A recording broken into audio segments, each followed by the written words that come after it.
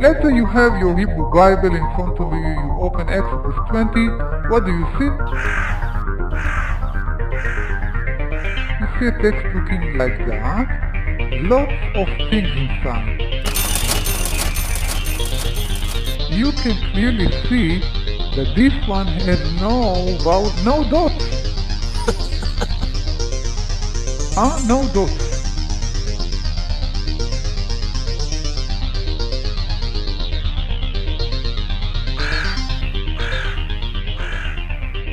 Welcome to episode number 8 of the Bible in OBRY. I am Yonatan, or if you're from the west coast of the U.S., John.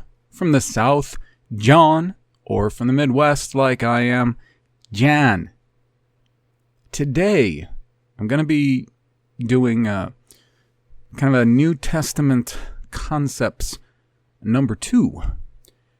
And I did, like usual, pray before I began this, and I really am hoping that that prayer was efficacious, because I have so many things that I'd like to talk about, that I'd like to cover, and a lot of them I just know I won't be able to cover in detail.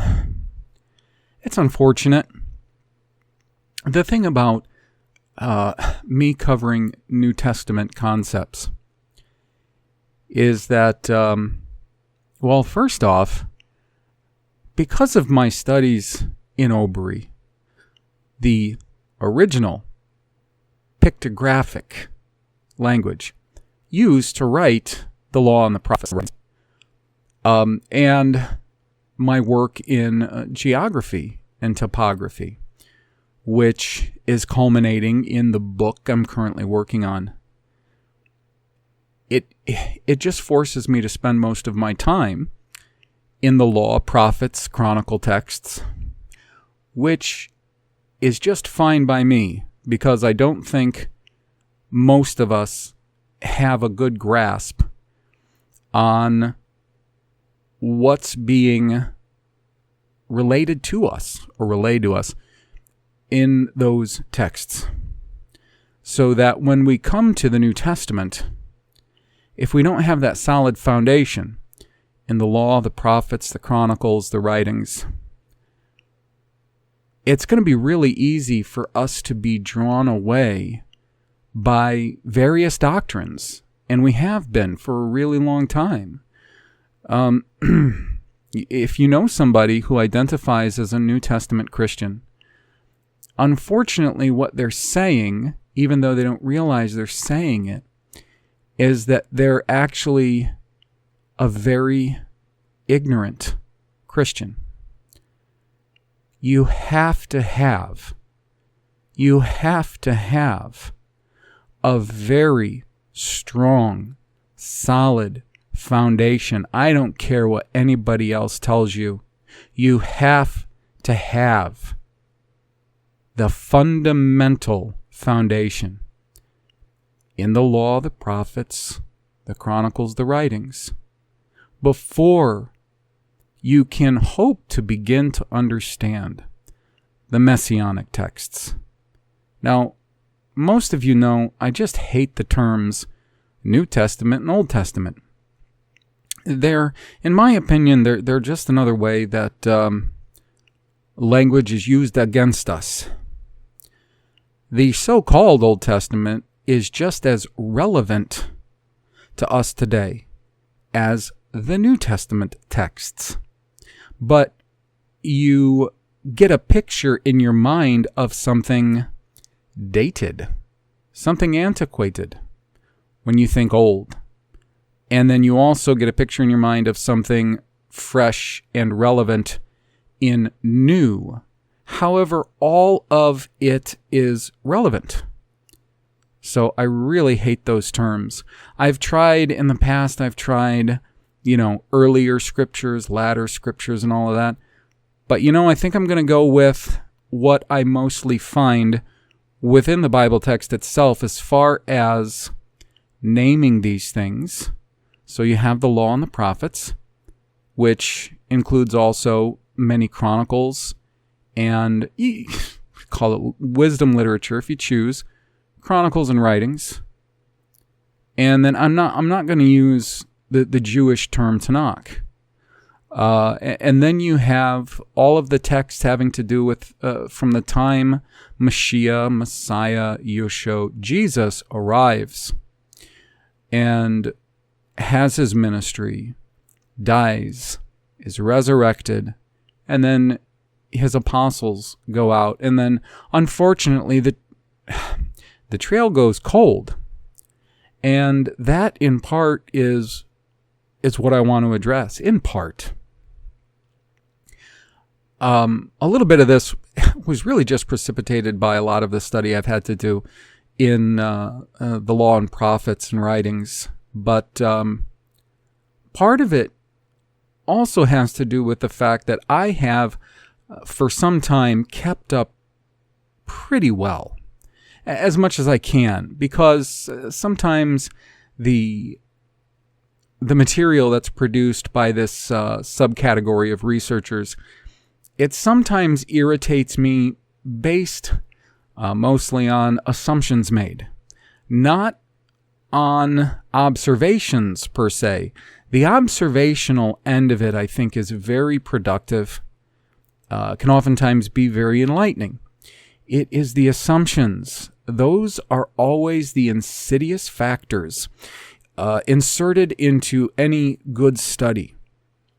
Now, I myself, I am not someone who can claim that I do not assume.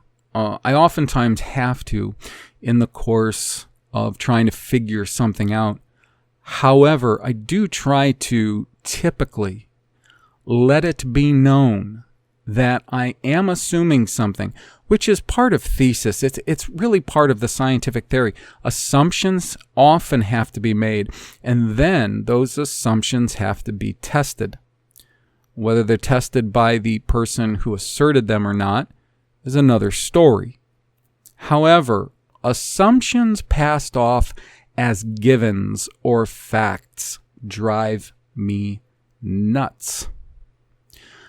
So what I'm talking about a field of research that has been given names, and I don't know by who, but some people call part of it mud flood, and some people call part of it Tartarian. I've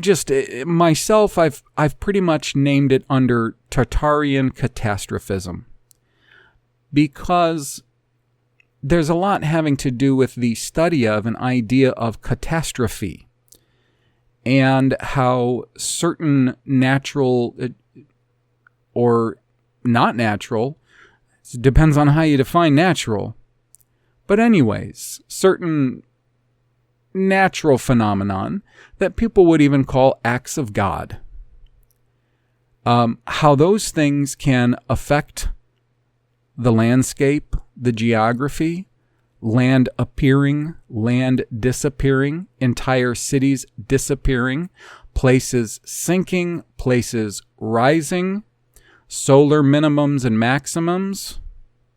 A lot of these studies have kind of fallen under this term mud flood. And then there is the term Tartarian.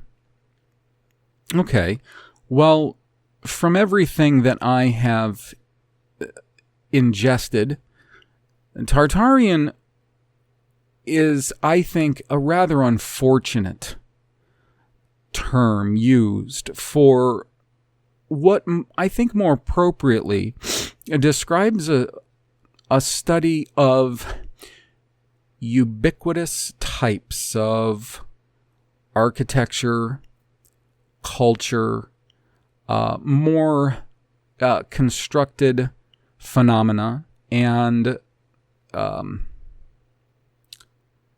cultures and civilizations.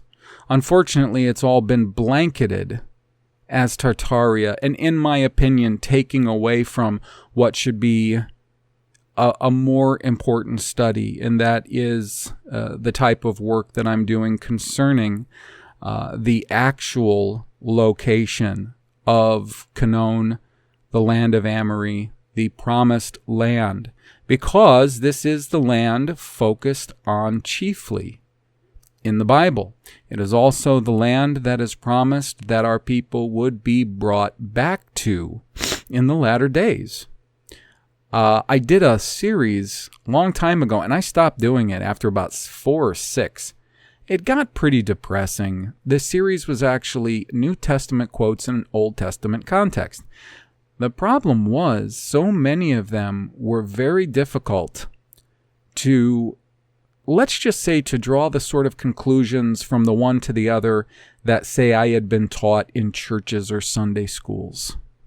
But the thing that I kept noticing when I was comparing the two is that when you find texts that are so often quoted in the Messianic scriptures or New Testament, and you take them back and you find their source texts in the law, prophets, and writings, one thing that emerges as being very consistent is the idea, either woven within those texts or just after them, so you'll see a chronological sort of thing happening, is that when you see the Messianic texts or passages, you'll immediately see passages concerning us being brought back.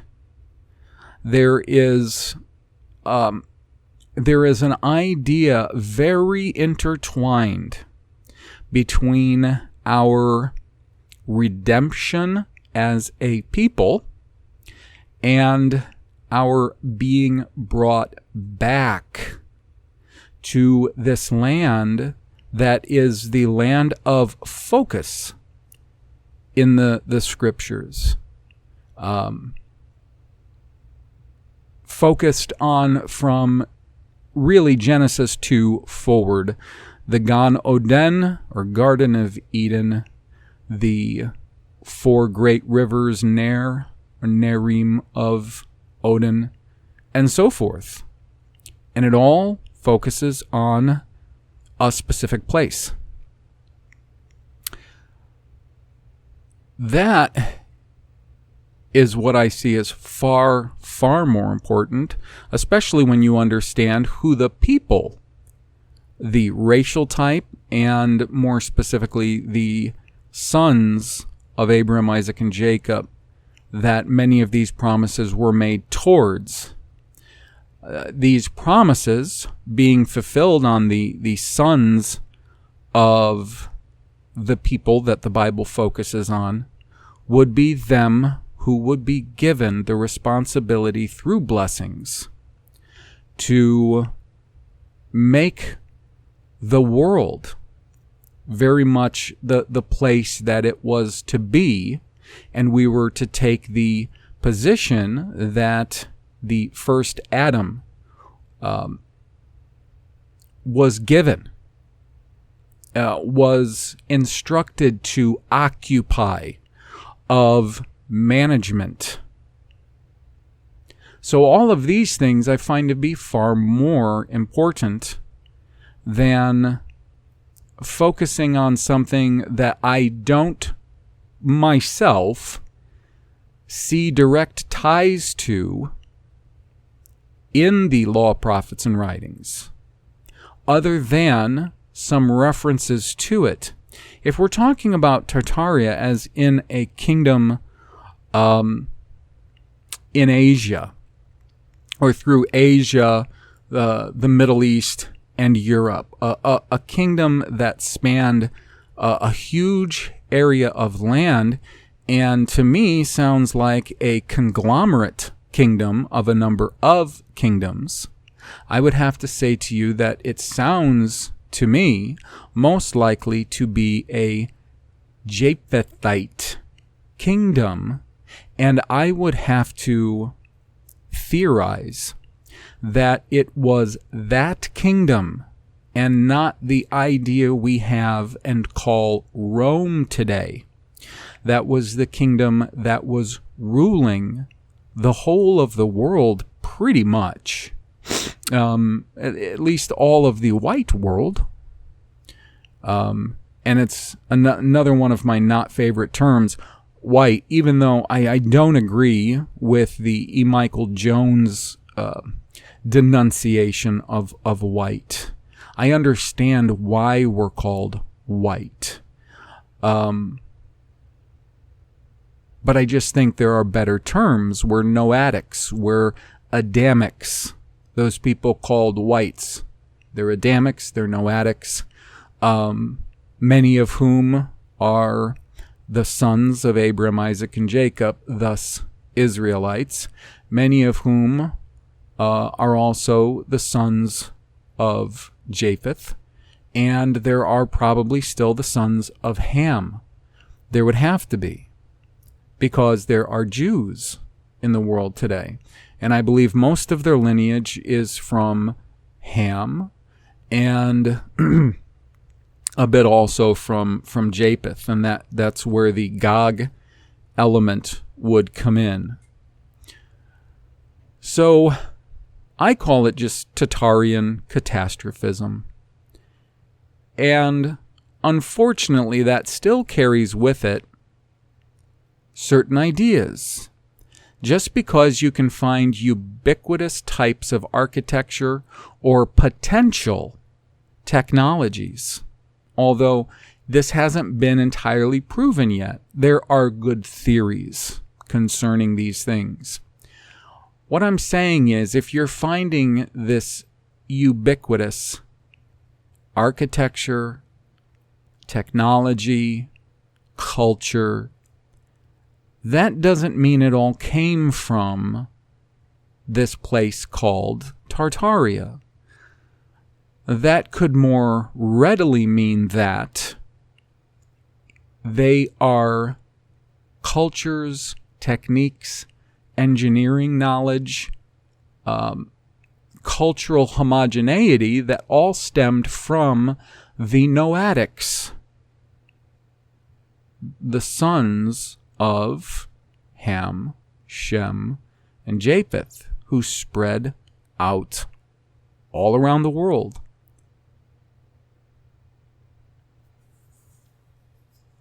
The thing is, whether I'm right or wrong, or whether they're right or wrong, the whole point is that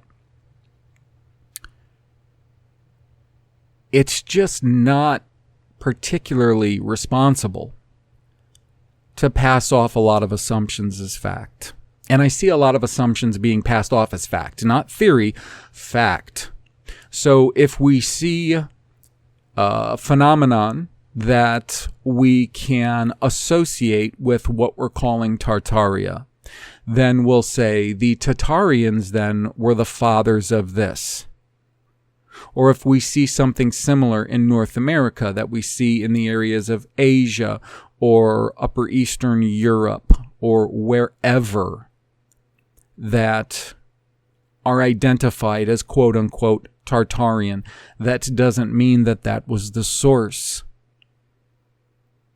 And I think it's actually a little more accurate and logical if you see these ubiquitous things the world over to believe that they were just coming from a similar people. Now, they could have developed in different ways. And as different sons of families and subfamilies moved outward, and some of them mingled with the other racial types of people in the earth, that definitely could have affected their culture, their architecture, all of that. But the thing is, there are certain across the board.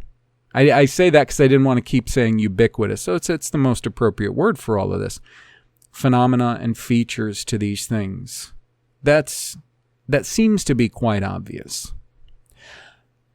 Now, with the area of catastrophism, there are a lot of types of catastrophes that can happen that can affect various lands in a lot of different ways. Floods.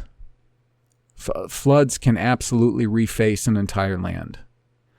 Or sometimes not as much as you think. Some can be more utterly disastrous than others, depending on the violence of it and where most of the violence of it, if so, is concentrated. Mud flood. Now, I mean, this doesn't appear as a theory whatsoever. It appears to be a very factual phenomenon that when the earth vibrates in just the right way for a long enough time, it can cause massive liquefaction. Now, if it vibrates, let's say its center, where let's say the core of the catastrophe is happening, the vibrations are the strongest there. We'll consider it like an earthquake, Richter scale vibrations. The area in which the earthquake happens is going to be, ground zero, but the effects may still be felt quite a ways off. Now, that could explain moderate sinking to various structures, whereas other structures that once existed might have been wholly swallowed up.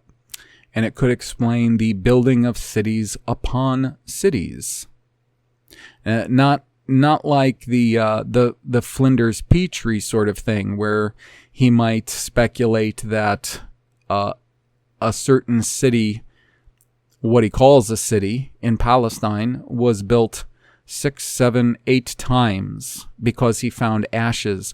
I'm not talking about that sort of thing, that sedimentary kind of observation, but literally cities sinking into the ground, which is found quite often in the Midwest and western parts of the United States. There are partially submerged cities or buildings in various places. Is all of that absolutely mud flood? Or is some of that various kinds of erosion, possibly repetitive mild flooding?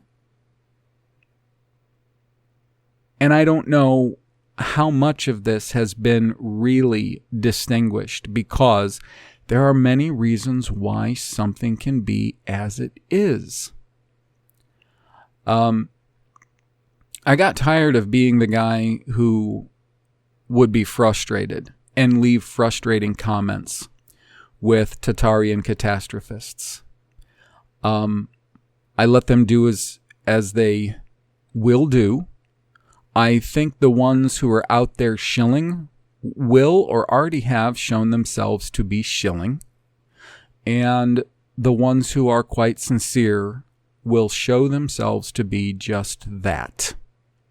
I don't have a problem. Again, I'm going to make this very clear. I don't have a problem with those disciplines because I think they're very intelligent, especially the observational end of it.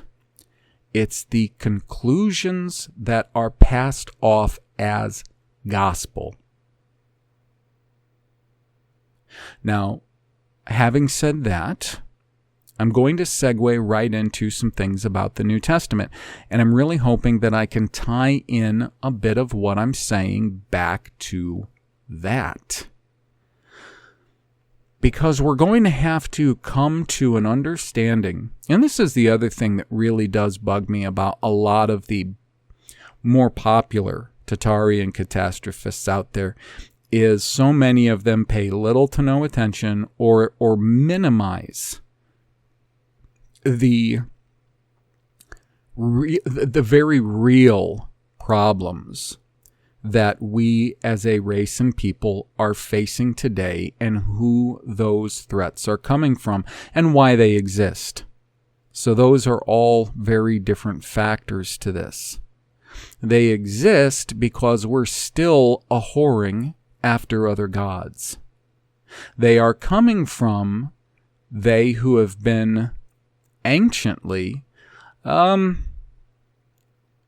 at least antithetical to us. And there is a very long history behind these people, why they hate us. Some of them truly hate us. Some of them just realize that they will never have the level of power and control they want with us existing in the way that we do. We can't have any power at all, and them have the kind of power they wish to wield. Those things can't be minimized. And, we're all growing up fast enough to where I think we can really do away with the theories of Satanism, Illuminati, and the like. We know whose hands these things are coming from and through. We have enough history to guide us. Now, I'm not saying any of these people aren't Satanists, whatever that is, which I guess if you asked Anton LaVey, he would tell you it was the worship of self. Sounds pretty good. When Satan worships themselves, that sounds like Satanism. Illuminati was a type of phenomenon which I'm apt to believe was very much a plan to infiltrate possibly some movements that had actually been started because our monarchs that we were having to live under, we were languishing under them because they were the fulfillment of Daniel chapter 2, Nebuchadnezzar's dream, the feet of iron and clay. This is what was going on. This is what our people had been burdened with, is these monarchs who I think mostly were not of our kind, were bringing in these people, the ancient Canaanites, which covers many different people types, who had assumed over the years the identity of Jews.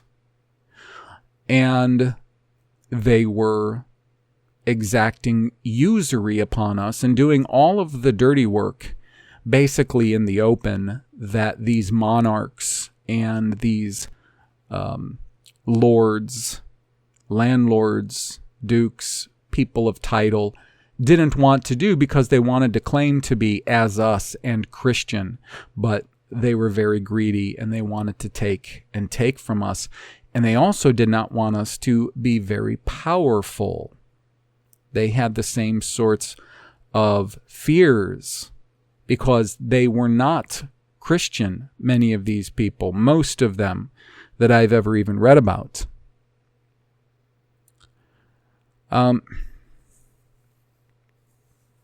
So that sort of thing can't be ignored. And it often is.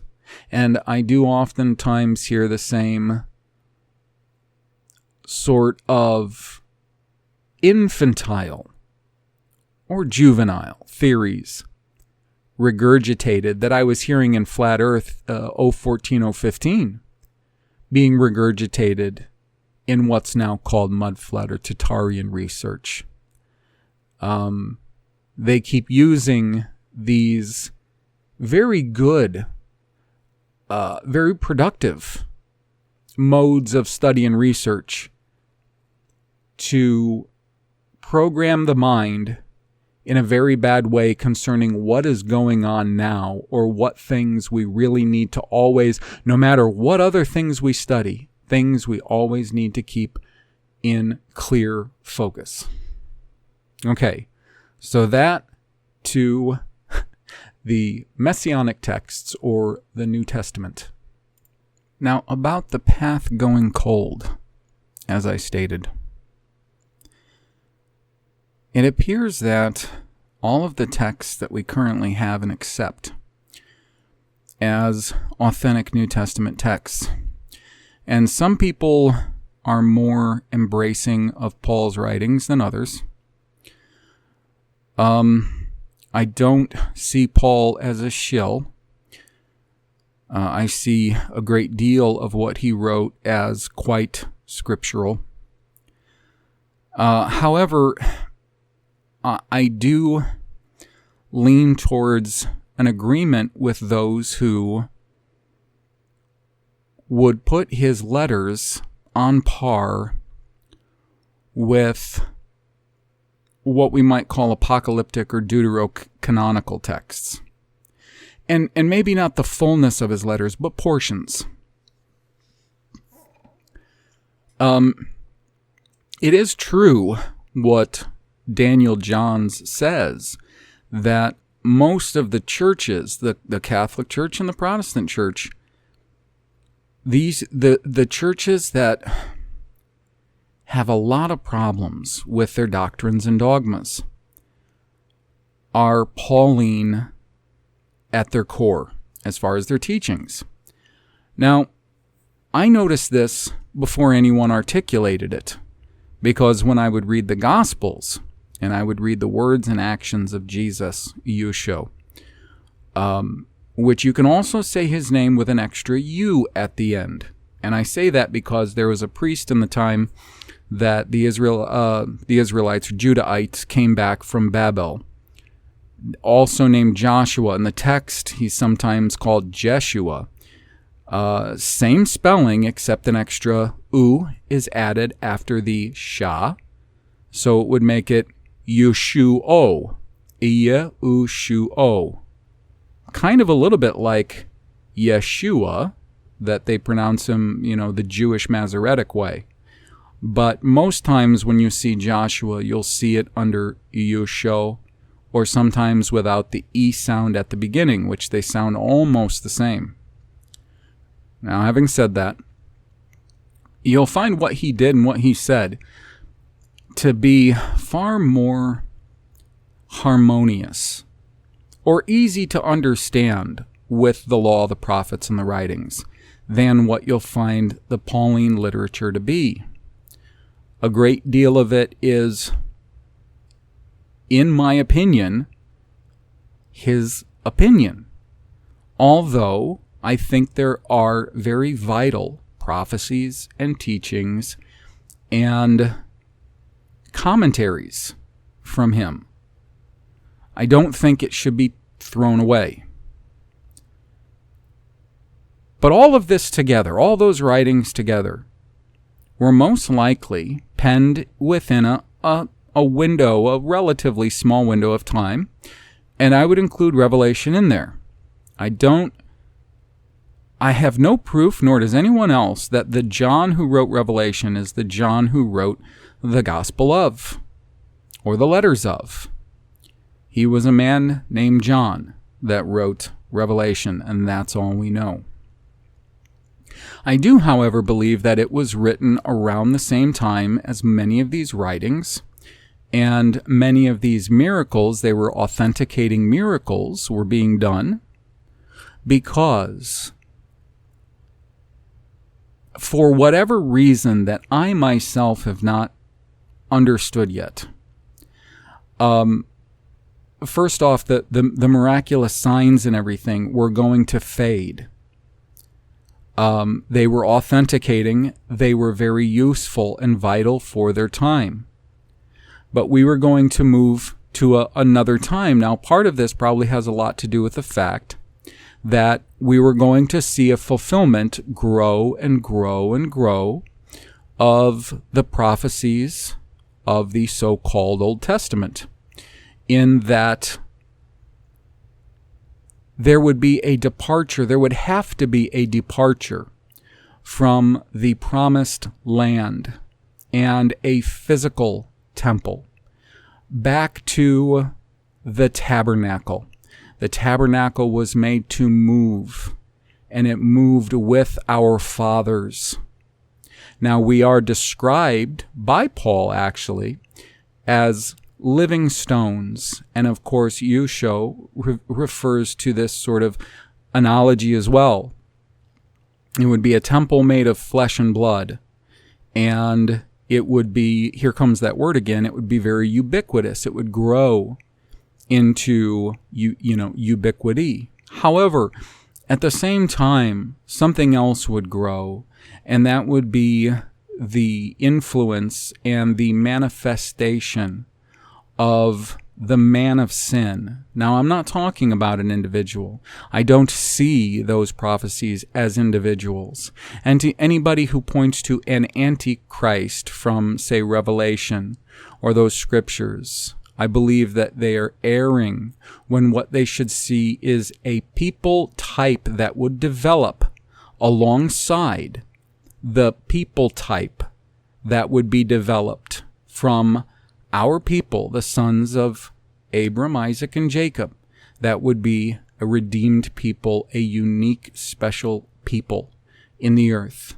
At the same time, another people would be developing, and they would come to really typify the worst parts of our fallen humanity, where Yahweh would use the same spirit he put in his son, Yusho, put into us to grow into the Beni Elohim, the sons of God.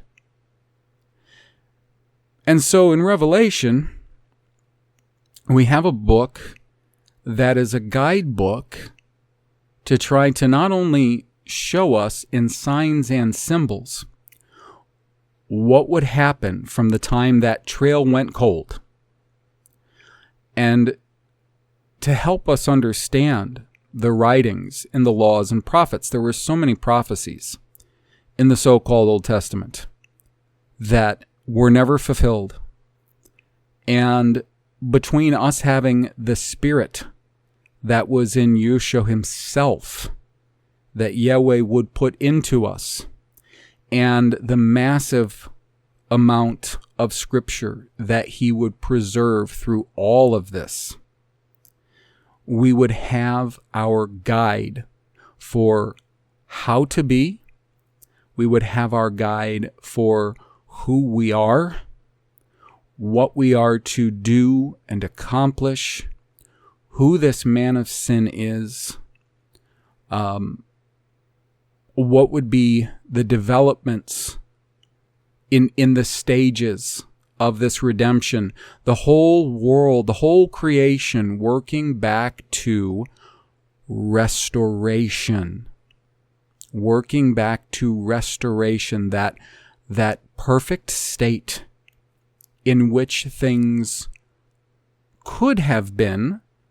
I guess I'm a little bit hesitant to even use statements like that. Could have been, let's just say, could have been, were it that the Adam of the garden were to have kept his place and done as he ought and not fallen.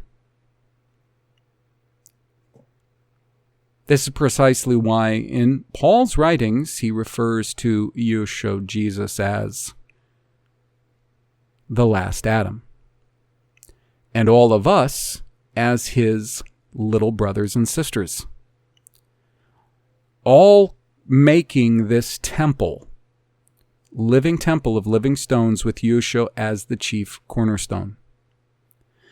And we would be away from the land for a great long time. And this is stated in the law, the prophets, and the writings over and over. You'll find it most predominantly in Isaiah and Jeremiah, but you will also find it in the other prophets.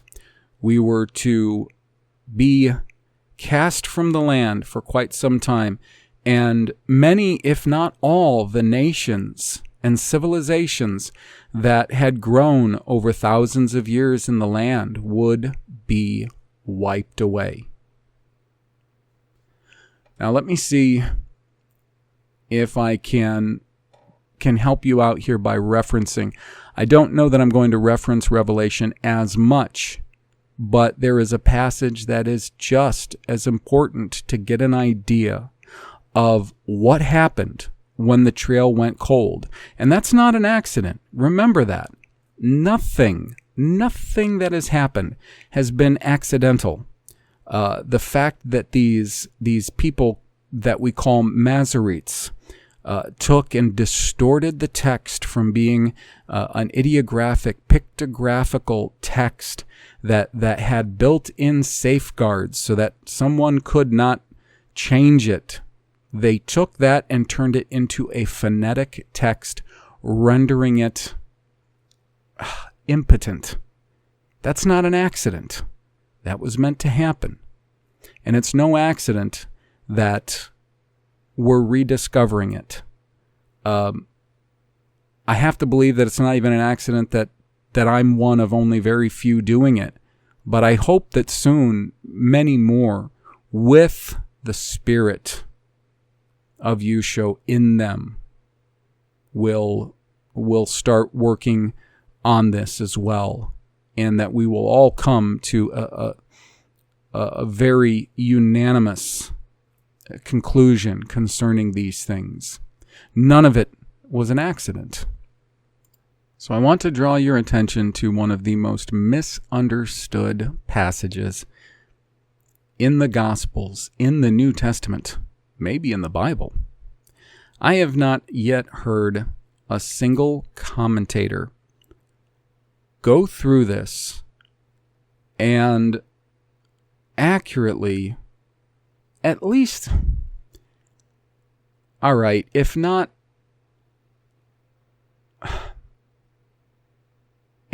accurately translate it into its fulfillment. Oftentimes not even accurately convey the signs or even what's really going on. And therefore it has been applied to futurism as an eschatology in various ways. Preterism, historicism, idealism, you name it. It has been tossed around so much. And it has therefore become one of the most confusing. And I'm not saying I am here because I'm going to shine the great light on it. I don't think that much of myself at all, not any day of the week, not on my best day. But I am going to go through it, and I am going to give you my impressions of it and what it possibly means to all of the time forward from this brief amount of time that these books were written in and many things happened, signs and miracles and so forth, to authenticate what was going on. I think this is going to help us get an idea anyways, as well as some other passages that should be tied into it. So it's in Matthew 24, and it's pretty much all of the chapter, so I'm probably going to have to read all the chapter. Now again, I'm going to read it in the King James English, and all of you should know I do not read the King James because it's my favorite, far from it. It is the easiest for me to reference. When I have to reference the Greek, it is easiest for me to reference it from the Textus Receptus, which is what the New Testament portion of the King James Bible was based on, the New Testament portion. I do also reference the Westcott and Hort and the Byzantine. I don't particularly have prejudices against any of them because I can learn from all of them, and because I don't believe that the New Testament was originally written in Greek anyways. So it doesn't bother me which one it is. Try to take from all of the available material. Remember, we should have the law written in our hearts. We should have the Word within us and the Spirit within us. It's where we shouldn't be so threatened by variations.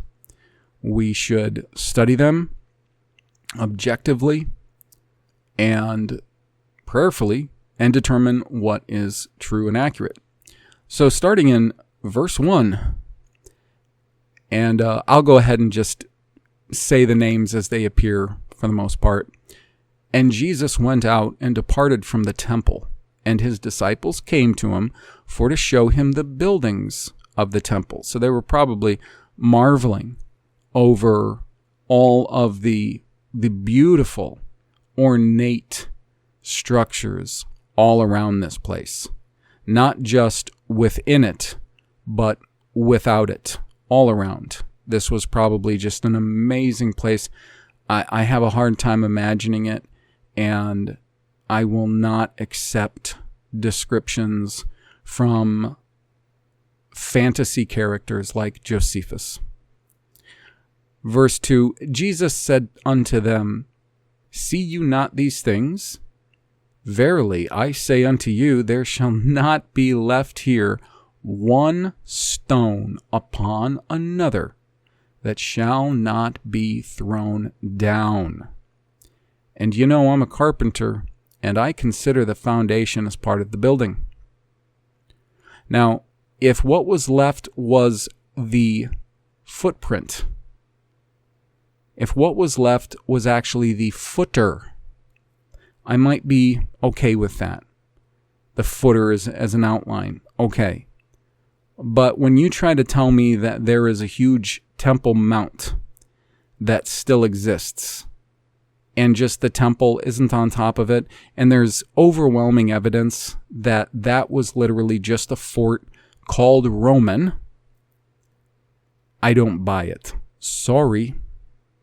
And it isn't positioned correctly anyways. So,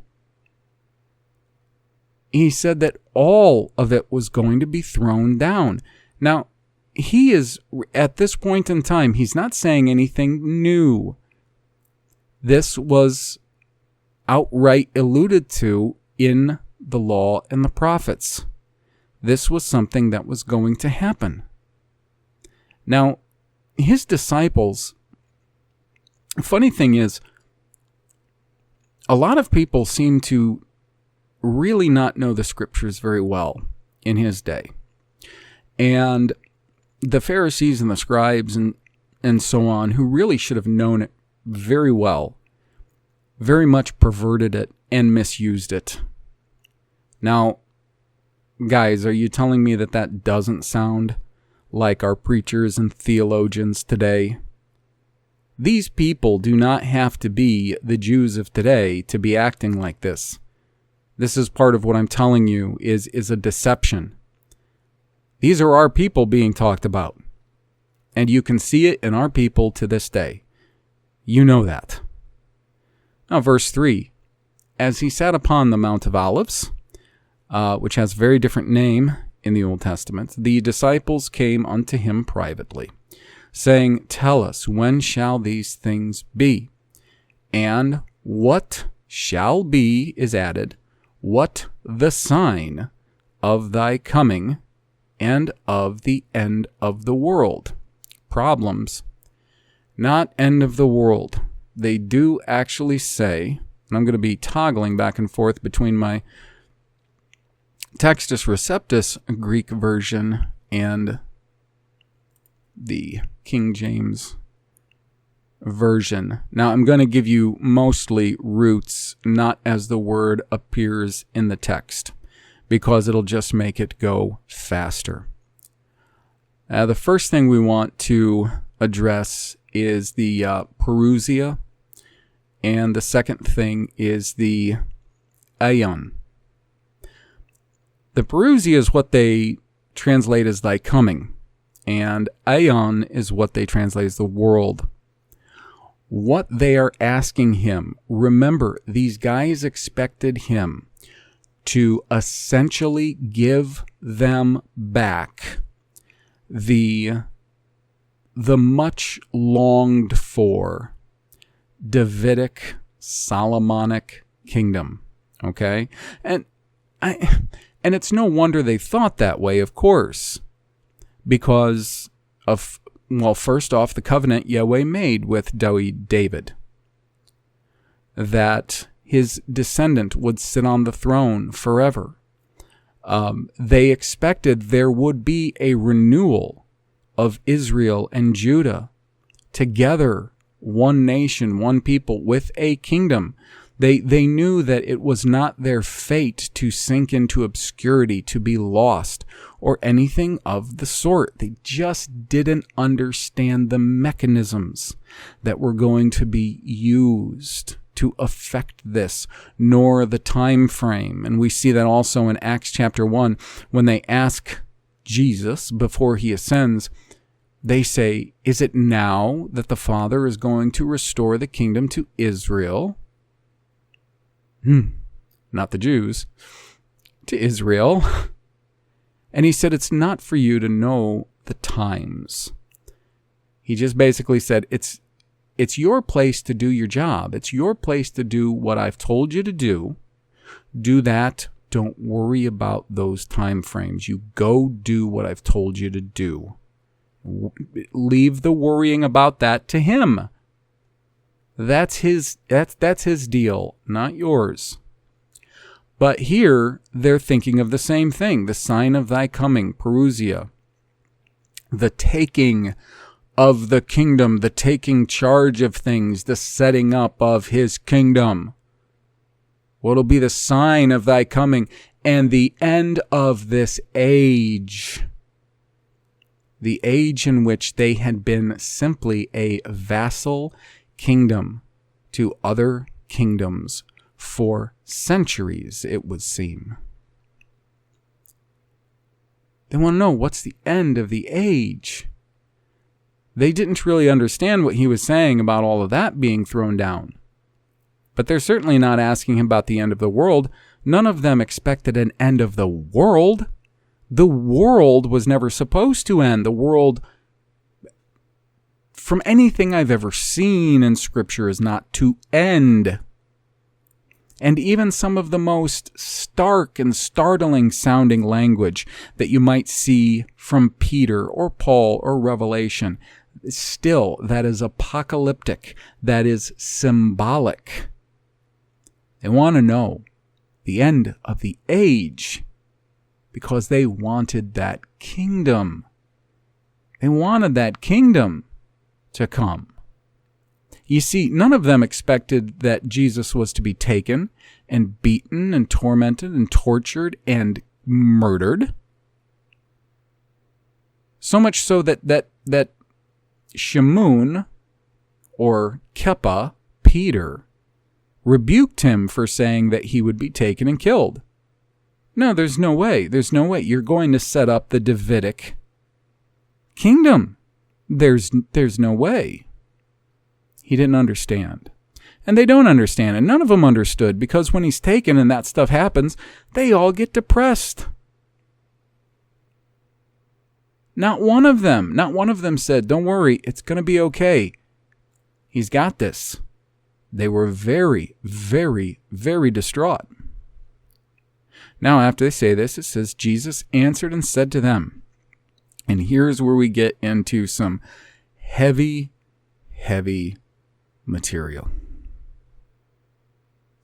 Now, their question was, tell us first. He says, when shall these things be? Remember, he said about the stones being taken down, there'd be none left. Now that, first off, would be a shock to them, because they would probably expect for all of that to remain, him to take his kingdom, them to be right behind him, them to rule with him in a great glorious kingdom. And he said all these stones, they'd be flattened. Nothing left. When shall these things be? And what's the sign of your Perusia, the kingdom you're going to take, you're going to come? They didn't think about him dying, raising, ascending to heaven, and then coming again. That was not what was in their mind. In the end of this age we hate. We can't stand this age.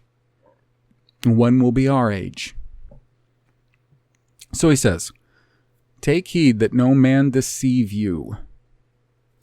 For many will come in my name, saying, I am Christ, and shall deceive many." There's been a lot of debate just over that. A lot of people said, well, he's talking about people that would be false messiahs. Well, there have been plenty of false messiahs, that's true. But others argue that he's talking about people that will come in his name, just like he said, they'll come in my name. Now, they can't be claiming to be the Messiah and coming in his name. He said they'll come in his name. And so coming in his name means they are coming as representatives of him. Just like he said he came in his Father's name. He came representing Yahweh. Entirely representing Yahweh. He said every word he spoke was the words of Yahweh. Everything he did were the deeds of Yahweh in his name. He said, "Many shall come in my name, saying that I am Christ, that I am the anointed one." So they'll be affirming that. And when they affirm that, they will deceive many. I mean, even the Zoharists, the Kabbalists, oftentimes affirm him. In a way, and there's always deception there. The Muslims affirm him in a way, but there's also much animosity from both towards him because they're pretty much two sides of the same coin. Many of our preachers and academics have affirmed him, but they deny him. They deny him in action. They deny him by twisting his words, by twisting the word of Yahweh. So they will deceive many, and ye shall hear of wars and rumors of wars. See that you're not troubled, for all these things must come to pass, but the end is not yet. For nation shall rise against nation, kingdom against kingdom, and there shall be famines, pestilences, and earthquakes in divers places. Now, the word he uses for earthquakes is seismos. That's where we get seismic meters, measuring the intensity of earthquakes. All these things are the beginning of sorrows. He says they're just the tip of the iceberg. The word there for beginning is arche. And some of you might recognize that as a root of archon, right? Chiefs, rulers. I would imagine when this was originally written in OBRY, the word would have been Rosh, in a similar way to, say, when the first word in the Bible in Genesis 1:1, Bereshit, Rashit. That's probably more like the word he used. This is the tip of the iceberg. This is the start of things. Now, possibly much like in Genesis 1:1, it's not the start of everything, but Genesis 1:1 was the beginning of the creation as it is manifested and we know it. Now he continues in Matthew 24:9. Then shall they deliver you up to be afflicted, and shall kill you, and you shall be hated of all the nations for my name's sake. Many shall be offended, and shall betray one another, and shall hate one another. And many false prophets shall rise, and shall deceive many. And because iniquity shall abound, the love of many shall wax cold. but he that shall endure unto the end, the same shall be saved. And the good news of the kingdom shall be preached in all the world for a witness unto all the nations, and then shall the end come. Now, who is going to deliver them up? He says, you're going to be delivered up and afflicted. He said, many shall be offended and betray one another. Many false prophets will rise. Yeah. And literally the word that's used here is pseudo-prophetes. Now, who would deliver them up? Well, in part, their own people would. We see that in the accounts with Paul later on in Acts and the Judahites. We can see that in Ezekiel when he's going to be sent to prophesy and to speak to the Israelites and the Judahites. Yahweh, he strengthens him. He confirms him and comforts him and tells him, don't be intimidated by these people's mean looks, their gruff exterior, their cold eyes. And our people who are very selfish, very hateful towards our Aliyim, God, towards his Messiah, they are a very threatening lot. If you get people of other races that will have a private conversation with you about how they perceive white people, most of them, when they're honest, will tell you they perceive them as a fearful people. The problem is that because of most other races having a very different type of mentality that we do, and again, our mentality, specific to Israelites, is something shaped from Yahweh making his covenants with our fathers and shaping us into a certain kind of people. But they often, as groups, not always as individuals, but as groups, they have a very completely different mindset, and they will see much of our kindness as weakness and will take advantage, and they will rape our women when they get the chance. They will steal from us. They will kill us when given the chance. However, and I've seen this myself, and I have done this myself. When a white man, specifically an Israelite, rises up and stands up against them, they tend to shrink from that. I've seen it more times than I can count, and I've done it myself. We can be a fearful people. You want to see something scary? Something really scary is an Israelite with a righteous cause who is enraged. Now, at this time, most of us, our fathers, would have been spread all around the world. And many of the apostles went to many of them who had been away, cast out of Yahweh's sight for many, many, many centuries. How difficult it would have been to come to them and to even give them memory of what they once were. I can't imagine the difficulty.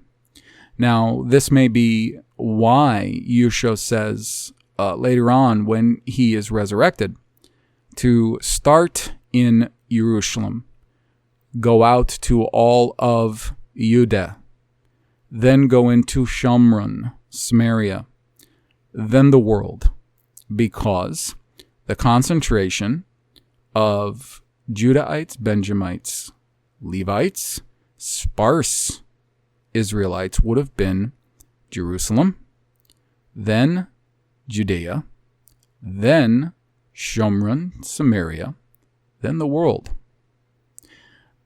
Like, for instance, in Pentecost, you had Judahites from all over the place that had come there. Now, don't think, why are Judahites spread all over the place? Well, because, for one thing, when the king of Asshur, Assyria, had carried away the northern kingdom, much of it, he also had sacked and carried away many cities in the territory of Judah and Benjamin as well. Also, when we were carried to Babel, many of us chose to either stay there or move out to various places around the world. By then, and for many, many, many centuries, there was a worldwide trade. So it wasn't as if none of the kingdoms of the world knew about the land and the people of. However, when many of our fathers were dispersed, by the time they were dispersed, and I'm talking about the northern 10 tribes, they had become so pagan, so distant from anything having to do with the worship of and the practices of Yahweh and His Word, His instructions, His law, His Torah,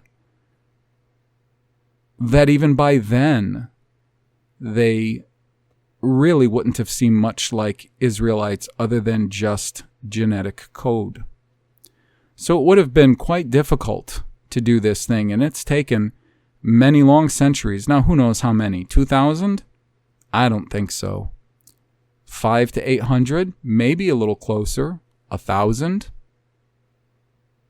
It's hard to say. Iniquity shall abound, and the love of many shall wax cold. Yeah, that's, of course, not a new thing, but it would increase. It would get worse. And now, considering those who would betray them and us, also our ancient enemies who were around the land and were around the world, they would become not only our betrayers, they would help to enslave us all and to ship us all around the world as chattel, hoping that we would be worked to death, hoping to see the end of us as a people.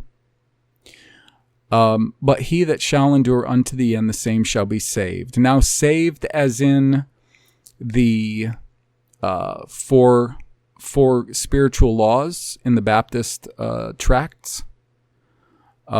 Saved as in a secret special prayer that we pray and we're saved. Or saved as in saved from a great destruction that was to come. Perhaps the destruction simply physically. Perhaps he's being multilateral. And then he says the good news of the kingdom. The kingdom. What kingdom? The kingdom. The kingdom they're thinking of. Yes, there would be a kingdom, a restored kingdom. In a way like they were thinking, Davidic, Solomonic, sort of glory days kingdom, but not as base as theirs, because remember, those two kings, especially Solomon more than David, had terrific problems as men. Solomon tore apart the kingdom by taking all of these wives with their other aliyim, their other gods, and constructing high places to worship those other aliyim. So that sort of kingdom just would not do, and that certainly is not what Yahweh is going to allow again. That is not the kingdom that Yeshua came to establish. But he does says the good news of the kingdom, because that kingdom was to come, and it had came in the form of Yeshua. The good news of the kingdom shall be preached in all the world for a witness unto all nations. Now, does he mean every type of race and people in the world? I don't know that that's what he means at all, or whether he means all Adamic Noahic nations. Now, some people will say that he just means the nations that were formed by the Israelites that were dispersed from the time of Assyria and forward. And yeah, I'm not so sure about that, because we know that sin, as we call it, the disobedience that has become a genetic thing from the time of Adam and Eve, Adam and Hua, it's something that has affected all of the people of our race. And then in so doing, it was spread from the people of our race to all of the different races of the world through contact, sometimes through sexual contact and creating multiracial children, but not just that, also just the coming in contact with them and introducing ways that changed them from their natural state. Now, I know this for some might seem to be a little inappropriate, but I don't think it is. There was a portion in Mein Kampf where Hitler was talking about the foolhardiness of many of the people of his race in going into Africa and trying to sort of force those people to be as we were when they're not. They're clearly a different people.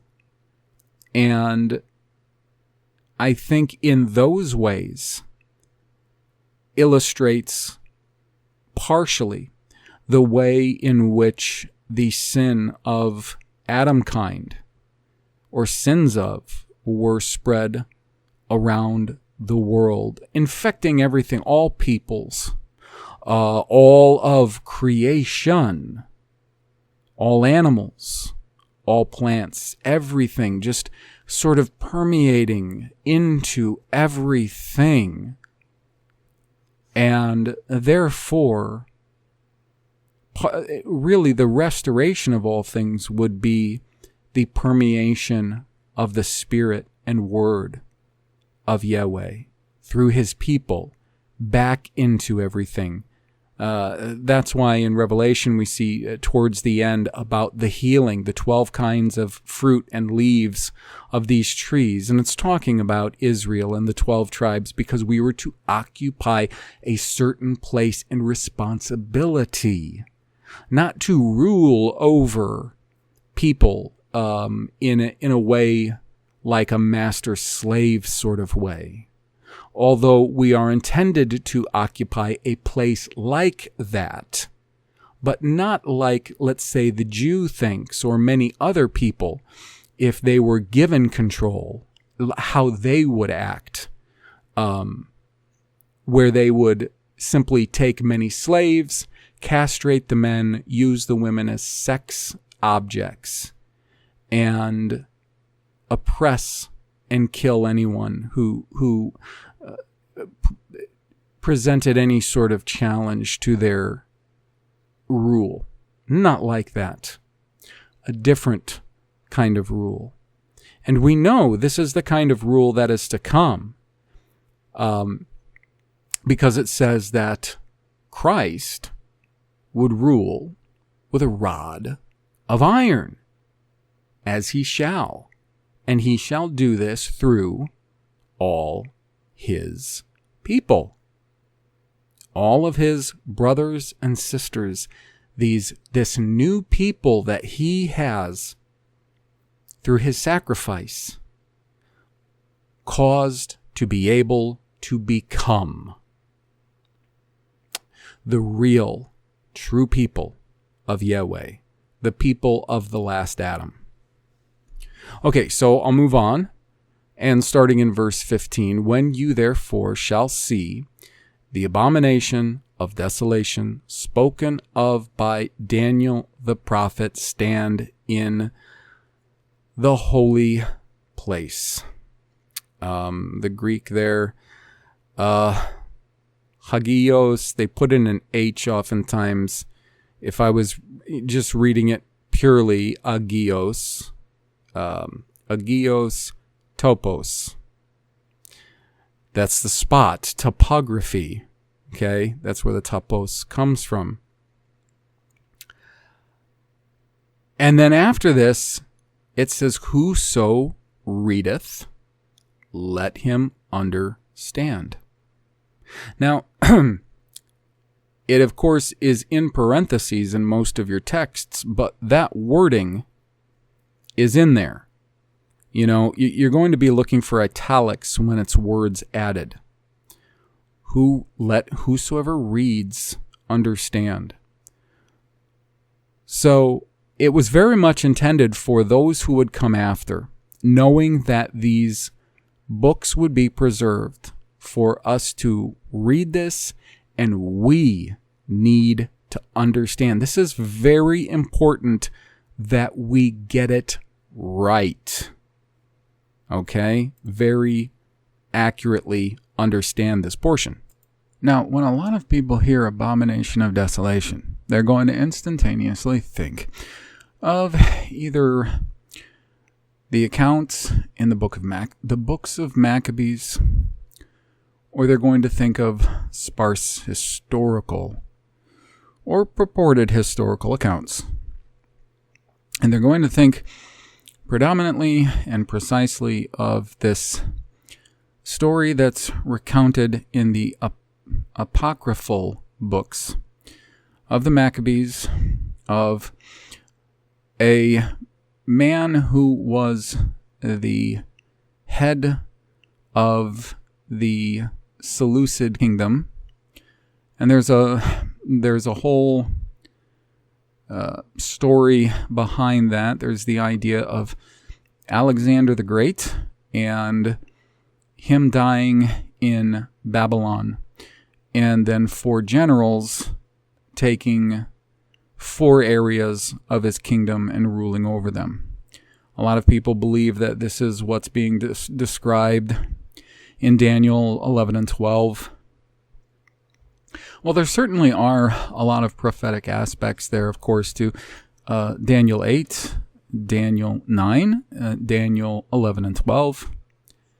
However, do they harmonize with those apocryphal books and the sparse historical accounts?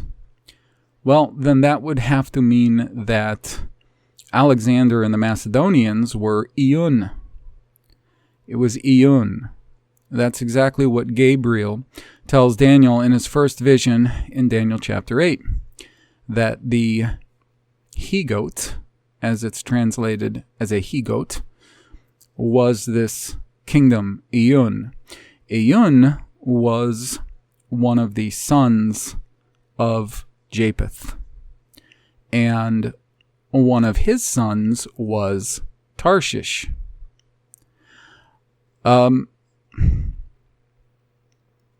Now, I don't know precisely if when Yeshua came, if the area of Judah was being ruled over by the descendant kingdoms of Eun, or if it was being ruled over the successive kingdom, which is described in Daniel 2 and Daniel 7, in Nebuchadnezzar's dream as these legs of iron, and in 7 as this fourth beast with 10 horns. And of course, a lot of people who want to equate that to Rome as we understand it would make it the the 10 horns, they would sometimes say that represented one of the forms of government that Rome had before the so-called Caesars. Some would say that represents what Europe was broken into from the various raids of the barbarian tribes, which I'm more apt to believe that these raids of barbarian tribes, as it's told to us today, and that's very much mainstream history, was actually the rising of our enslaved people. And remember, history has been distorted in just the last century. They have made the nation of Germany and the government of the National Socialists look like the biggest boogeymen that ever lived. Just like they made these tribes that were destroying this great empire little by little. Who knows how long ago it was. My advice simply is to take those histories, whether they be from apocryphal literature, because I have read over apocryphal literature, and it in many, many ways disagrees with the accepted books for the most part. And we won't talk about a few that I'm not so sure that should be. However, there's really two places that you're going to see this abomination directly referred to. One is going to be at the end of Daniel 9 when he's praying, when would his people be restored back to the land? And they could have their nation again. And Gabriel shows up to him and he gives him that prophecy about the 77s. Okay, that's how many years were determined on his people. What people? Judah, Benjamin, Levi, the people that were left when the other 10 tribes were gone. A small remnant of them would then be restored to the land, and they would have this certain amount of time before a type of end would come. Now, the people who practice replacement theology would say, well, that's when, in their words, God really ended his relationship. And of course, they'll oftentimes equate the Judahites, Judah, Benjamin, Levi, and sparse Israelites that might have still been among them, to the Jews today. And of course, then they get everything mixed around. First off, they think that maybe Elohim, Yahweh, wasn't serious when he told our fathers that all of these various covenants would be everlasting. And of course, they absolutely mistake the Judahites of the New Testament with the Jews of today. They're getting all those things wrong. Anyways, there was to be a determined amount of time, and you'll see at the very end, and people have actually turned this into Antichrist passages, and they're so twisted. Now, this is towards the very, very end. Now, it already has said that after a certain amount of years, called weeks, and a week can be a group of 7 years or 7 days, then Messiah the Prince would come. And then in 926, after 62 weeks, shall he be cut off, but not for himself. And it says, and the people, the of the... Now this is something that's actually interesting, and I won't spend a great deal of time on it. You just got to find the passage of the Nagid. Not a prince. They say prince, although commander. It's a very different word than something like we would see in Shar or Har. This is a very different word. They equate this, of course, with Titus. What you're going to see is there's going to be a parallel with mainstream accepted history with Titus and the sacking of Jerusalem. Okay, the leader, the Negid, shall destroy the city and the sanctuary. The end of shall be with a flood. It's shemap is a word that's used, and it is not your typical kind of deluge. While I'm going over this, I'm actually going to punch that in real quick. And like, for instance, the Noahic flood. It's not the same word. This word actually only shows up in 6 passages, 2 of which are in Daniel. The other ones are in more poetic literature. Job 38:25, who has divided a watercourse for the overflowing of, and then there is the word right there. It's actually not Shema, it's Shethap. Shethap. And then Psalm 32:6, surely the floods of great waters. Proverbs 27:4, anger is, and it's translated as outrageous. And then there's these 2 points in Daniel, this one and 11:22, which 11:22 is leading up to the second time that we're going to see a reference to this abomination of desolations. With the arms of a flood, they shall be overthrown from before him, but the overrunning flood.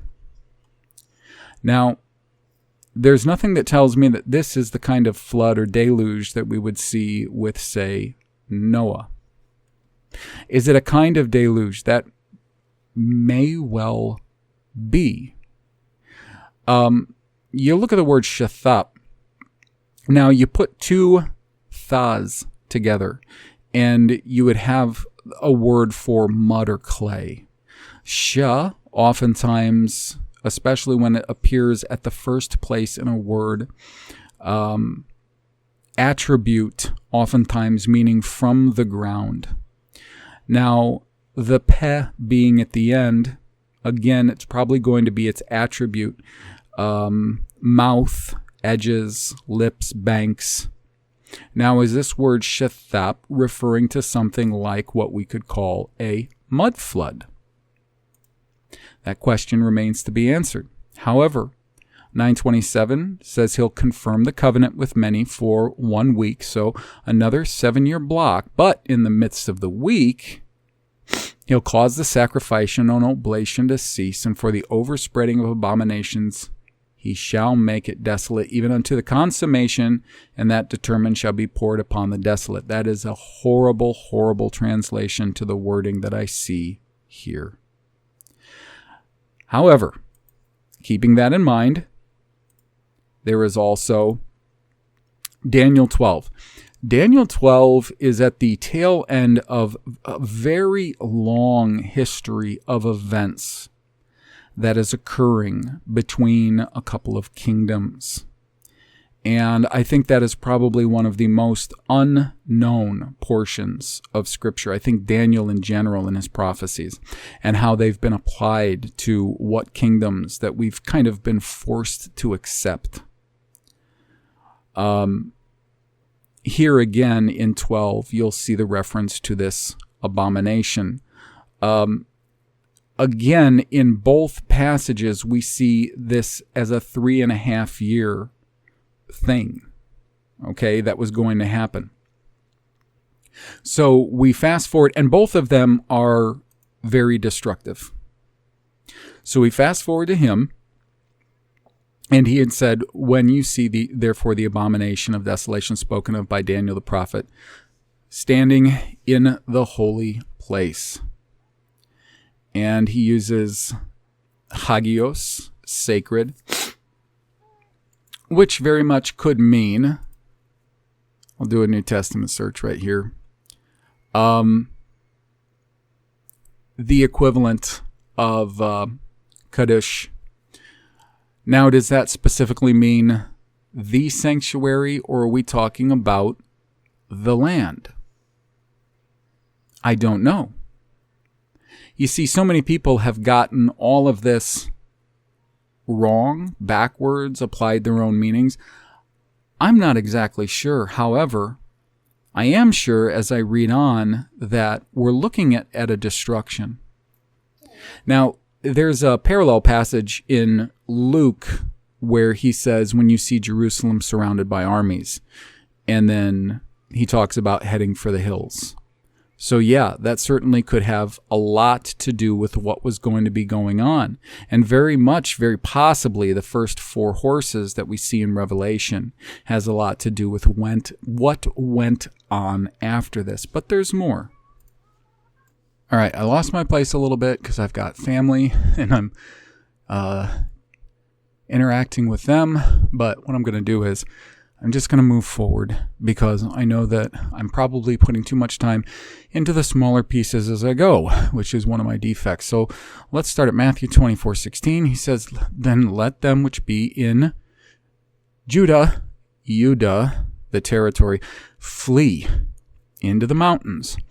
There were various mountains around Judah and in Judah, not the hills of Palestine, mountains. "Let him which is on the housetop not come down to take anything out of his house, neither let him which is in the field return back to take his clothes. And woe unto them that are with child, are pregnant, and to them that give suck," so them who are nursing in those days, because yes, it would slow them down tremendously. If you can imagine having a newly born or one that is nursing and having to flee very quickly. But pray that your flight not be in the winter, which, yes, I know we get the terrible winters in Palestine, neither on the Sabbath day. For then shall be great tribulation, such as was not since the beginning of the world to this time, no, nor ever shall be. Now, I will break for a second and say, I have read the account by Josephus of the sacking of Jerusalem by Titus. And although it is an account that describes a lot of terrible things, which may or may not have happened, to me, it reminds me of somebody simply taking the outline of the various sieges that had happened to Israelite cities, specifically Jerusalem in the time of Nebuchadnezzar, which were a couple of bad sieges, the second one horrific siege, and basically applying that outline, that basic framework, to an account of a purported siege by this purported character, Titus, of the purported kingdom of Rome, as we understand it today. However, he said it would be worse. It would be a time of tribulation worse than anything that had been seen up to that point. And he says, nor shall there ever be one that bad. Now, in the last 100 years, we have seen 2 world wars that involved in some way so much destruction, killing, and death that it's hard to even wrap your mind around. And you think that this construct called Josephus and what he described was worse. In fact, when reading that, I thought to myself, the siege of Nebuchadnezzar seems far worse than what I'm reading about here. He said that what was coming was going to be worse than anything the world had seen or would see. And now he continues in verse 22, and except those days should be shortened, there should no flesh be saved. But for the sake of the elect, those days will be shortened. Then if any man shall say to you, Lo, there is Christ, Christos, or there, don't believe it. For there shall arise false Christs and false prophets, and they shall show great signs and wonders, insomuch that if it were possible, they should deceive the very elect. Behold, I've told you before. Wherefore, if they shall say unto you, Behold, he's in the midbar, the wilderness, go not forth. Or, Behold, he is in the secret chambers. Don't believe it. Now, it's quite possible that the OBRY word that was being used there was darum, which is quite often used for the south also. Don't believe it, he says. For as the lightning comes out of the east and shines to the west, so also will the coming of the Son of Man be. For wheresoever the carcass is, there will the eagles be gathered together. Now, I'm not sure if this is actually a transliteration, this word. In the Greek, it's etos. Now, there is an OBRY word that describes the type of bird. It's often called a kite, and it is a bird that is in Leviticus 11 as one of the unclean birds. What exactly that means, I don't know. Of course, the people who are proponents of the Roman scenario would say it was because they had eagles on the tops of their staffs. Well, you know something? We have an eagle in the United States as our emblem. Germany had an eagle as its emblem. A lot of countries have had an eagle as its emblem. I don't know if that's what's being said. Immediately, he continues in 29, immediately after the tribulation of those days, shall the sun be darkened, the moon shall not give her light, and the stars shall fall from heaven, the powers of the heaven shall be shaken. And then, now, we can look at this apocalyptically because there's a great deal of apocalyptic literature. You'll find not the least of which in both Joel 2 and Revelation 12, concerning the sun, moon, and the stars, having much to do with Israel. And then shall appear the sign of the Son of Man in heaven, and then shall all the tribes of the earth mourn, and they shall see the Son of Man coming in the clouds of heaven with power and great glory. And he shall send his angels, which can also mean an emissary, a messenger with great sound. We always have to be considerate of what we're talking about. Are we talking about the emissaries which are sent from Yahweh, heavenly, like Gabriel? Or are we talking about emissaries that are sent by kings or men from one to another? He shall send his angelos, which in the Old Testament would be malach, with a great sound of a trumpet. And then they shall gather together his elect from the four winds, from one end of heaven to the other. Now learn the parable of the fig tree. When his branch is yet tender and put forth leaves, you know that summer is near.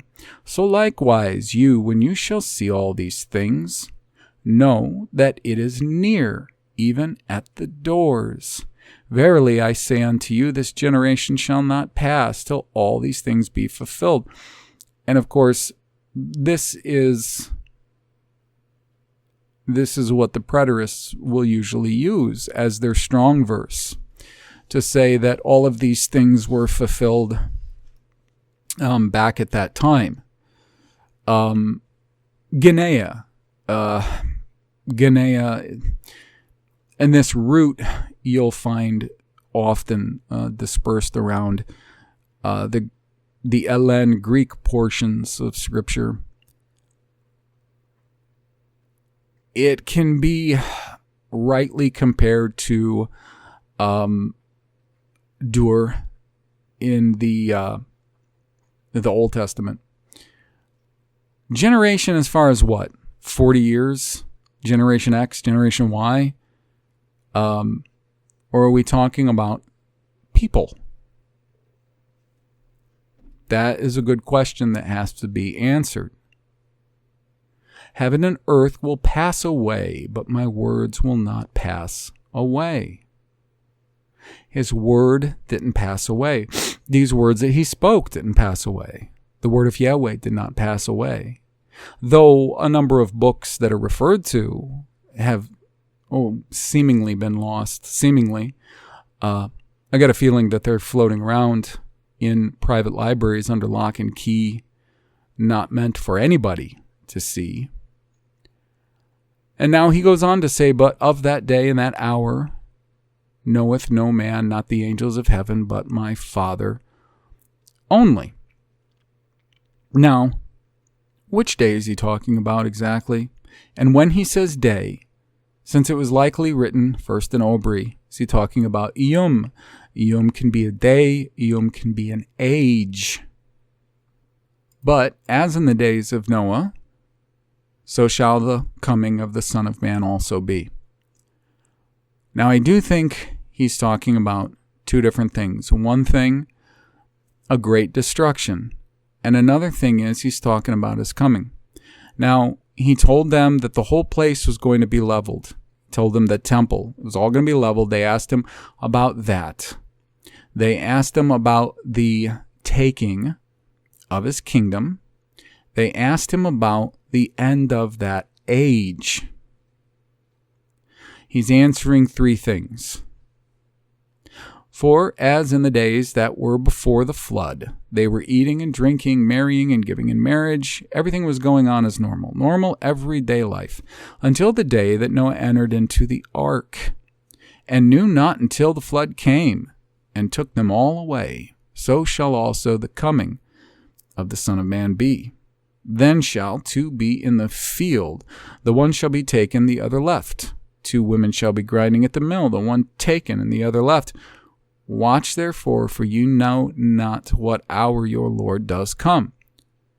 But know this, that if the good man of the house had known in what watch the thief would come, he would have watched, and would not have suffered his house to be broken up. Therefore be you also ready, for in such an hour as you don't think the Son of Man comes. Now, he's not using the word parousia. He's using a word, irkomai. Now, the thing about him using apocalyptic language in here, symbolic language in here, is there's a lot of symbolic language in the New Testament concerning the Son of Man, Yeshua himself, and what the elect, Israel, what they would be made into from his time forward and because of him, are two things that in many instances seem to be, in a sense, interchangeable. I don't pretend to exactly know it. But the thing is, those things have to be considered. Excuse me. When we're talking about areas of Scripture where him specifically is speaking symbolically and apocalyptically. He continues, who then is a faithful and wise servant, whom his Lord has made ruler over his household, to give them meat in due season. Blessed is that servant whom the Lord, when he shall come, shall find him so doing. Verily I say unto you, that he shall make him ruler over all his goods. But if in that evil servant shall say in his heart, my Lord delays his coming, and shall begin to smite his fellow servants, and to eat and drink with the drunken, the Lord of that servant shall come in a day when he looks not for him, and in an hour that he is not aware of, and shall cut him asunder, and appoint him his portion with the hypocrites. There shall be weeping and gnashing of teeth. Now, I think he described when those things would happen. They asked about that destruction, the end of an age, and I think we can very appropriately apply the passages from Daniel to the end, an end that would come and happen. Yeah, you have to remember something, okay? Yahweh preserved Judah as a nation after he carried away Israel because of the promises he made to David about his descendant sitting on the throne forever. Once Yeshua came and fulfilled everything that he was to fulfill, and he died for us, for redemption, for the payment of sins, and the redeeming of his people, and he ascended, that promise was fulfilled. That promise was fulfilled. And all of these passages from the Old Testament that clearly tell us that the land would be destroyed, that it would sit desolate for many, many a long age until we were brought back to it again, have been fulfilled in our days. For we once again have been brought back to the land. How it was destroyed, was it through these great armies of this, Japhethite nation or conglomeration of nations that took us away, many of us away? Did many of us flee because we knew these prophecies existed and we would have kept them fresh in our mind, and many people would have understood what he meant, because first off, it wouldn't have been in Greek and then translated to English. Neither one of them is a language that's very easy to know exactly what is being written or meant. It would have been an OBRY. The people would have known how to speak that and would have had a better understanding. A lot of that understanding, of course, has been lost since then through a lot of destruction. The texts survived, but I believe a lot of our people were taken, many of them enslaved. A great many of them enslaved, are still enslaved to this day. And I don't know how many years have passed since then. Also, there was an article, and I wish I could find the site.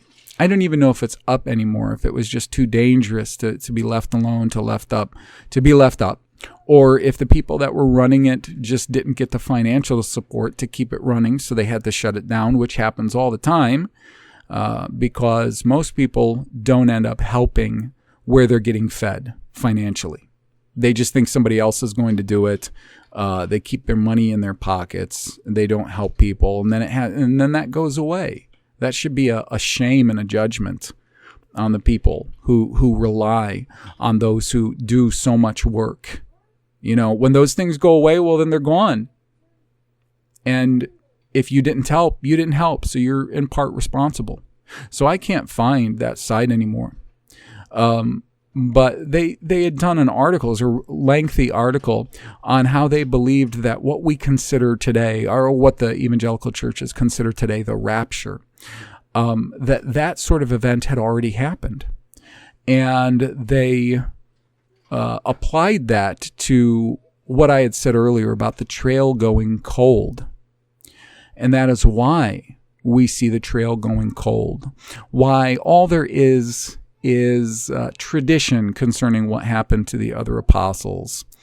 And it's believed by them that a lot of that was made up, well, by the same people who have been making up a lot of other pseudo-historical so-called facts, that there was an event that happened at that time, and that it was sort of a transition event from that old age to a new age.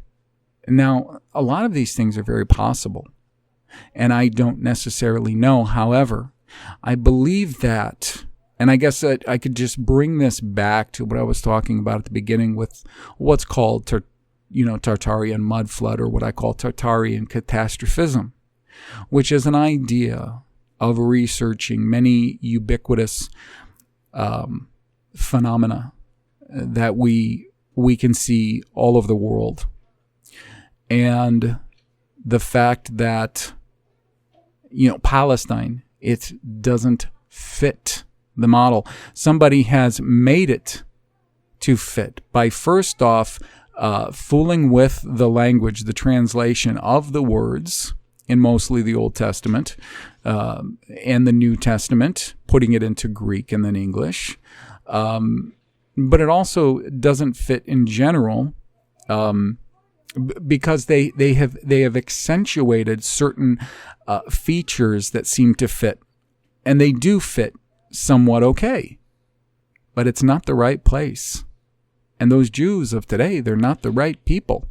Now, I do believe that at least their ancestors came from the same land that we did.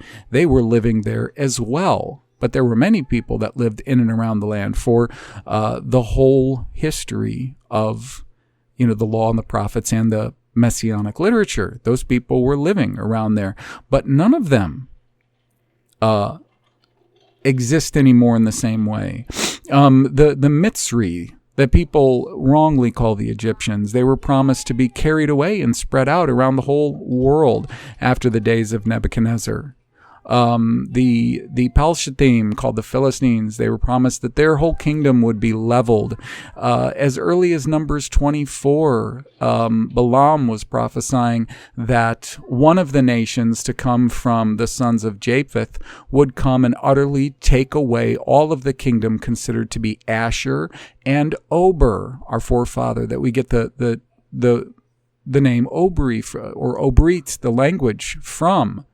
That would happen too. So we are missing great, huge portions of our history.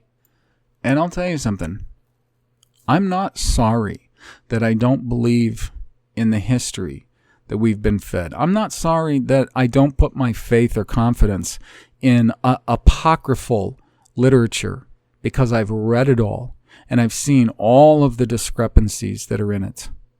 I'm not sorry that I don't believe that the ancient Near East is the setting of the Bible, not even remotely, because every single factor of that wishy-washy narrative, that extremely hard to prove narrative, and by the way, the narrative that has such a small amount of actual tangible fact.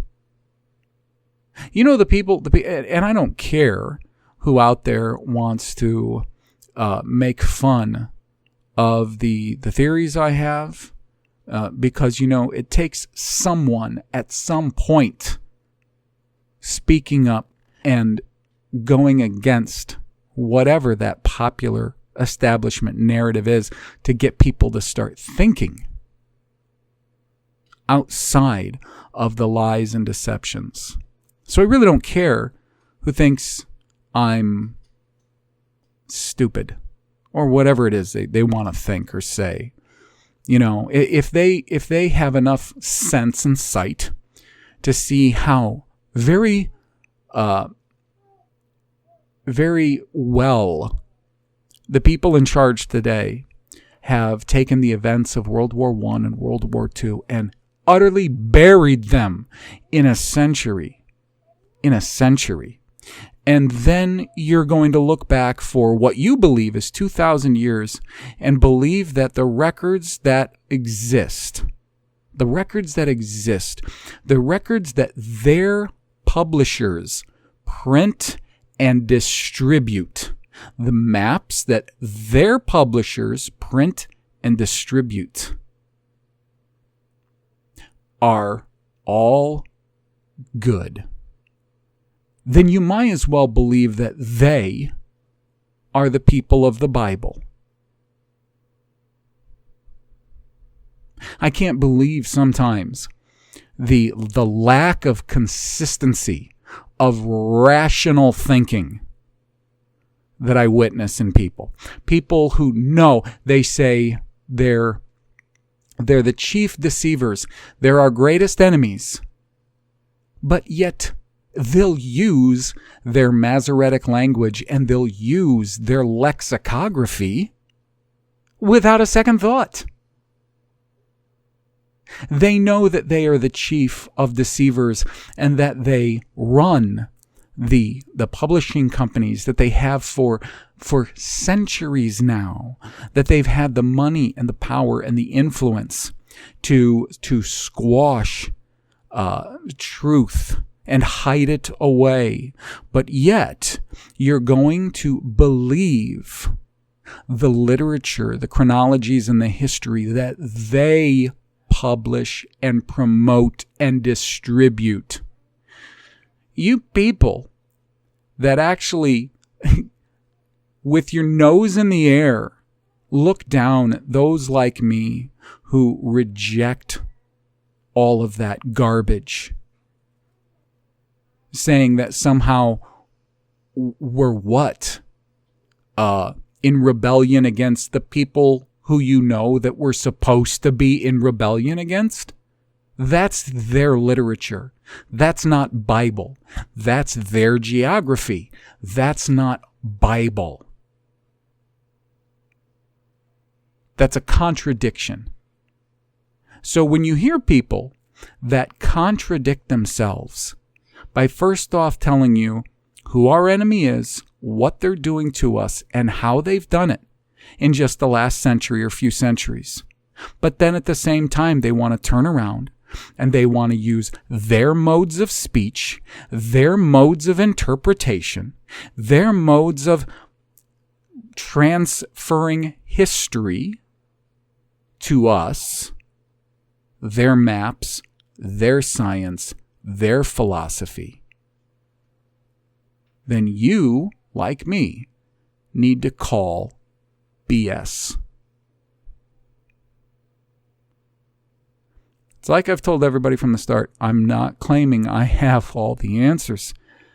However, I will call a spade, and when something doesn't look right, it doesn't sound right, I'm going to name it, and I'm going to do whatever I can to try to raise awareness of it. And this is one of the reasons why I don't reject those forms of research that I just talked about at the beginning of this. But we need to know where the enemy has snuck in, because it has. Anytime there is any good, vital form of research, the enemy's going to come in. They're going to pervert it. They're going to insert their narrative. This is why guys like Jeranism goes to their flat earth conferences and he talks about Nazis. Nazi this and then the Nazis did that.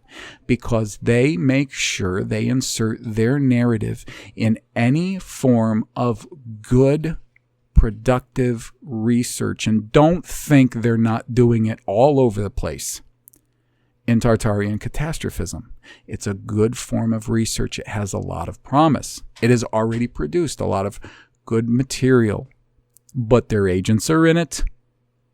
And even if their agents aren't passing off bad information, a lot of times people with just the wrong mindset regurgitate bad information.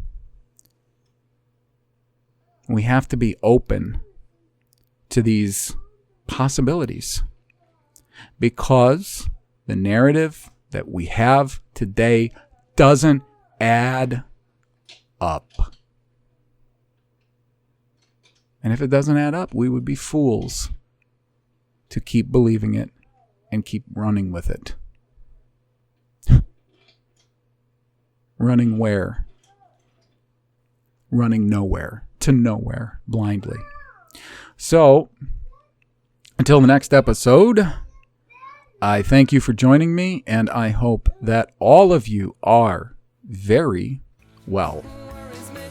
Take care.